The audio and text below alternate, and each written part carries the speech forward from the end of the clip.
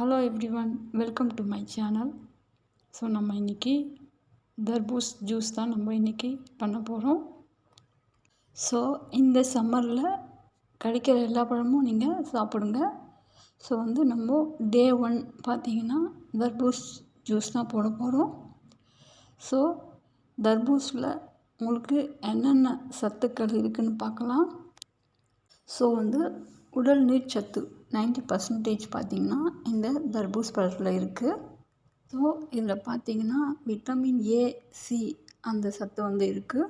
மற்றும் potassium, magnesium போன்ற தாது சத்துக்களும் இதில் இருக்குது. ஸ்கின்னை பிரைட்னஸ் கொடுக்கும் உங்களுக்கு இந்த தர்பூஸ் ஸோ தர்பூசணி பார்த்திங்கன்னா கோடை காலத்தில் ரொம்ப நீர்ச்சத்து அதிகமாக இதில் கிடைக்கும். ஸோ ஓகேங்களா.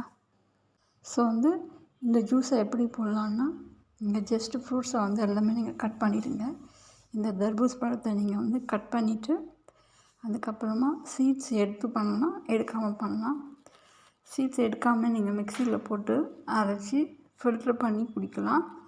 நான் பார்த்திங்கன்னா சீட்ஸை எடுத்துகிட்டு நம்ம ஜாரில் ஆட் பண்ணுறோம். ஏன்னா நம்ம ஃப்ரூட்ஸ் அப்படியே ஜூஸோடு குடிக்க போகிறோம். ஃபில்ட்ரு பண்ணாமல் நம்ம குடிக்கிறதால சீட்ஸ் எல்லாம் ரிமூவ் பண்ணிவிட்டு நான் போட்டுட்ருக்கேன். ஸோ நீங்கள் சுகர் வேணுன்னா ஆட் பண்ணிக்கலாம், அப்படி இல்லைன்னா ஹனி கூட ஆட் பண்ணிக்கலாம். ஸோ நான் சுகர் 3 டேபிள் ஸ்பூன் ஆட் பண்ணியிருக்கேன்.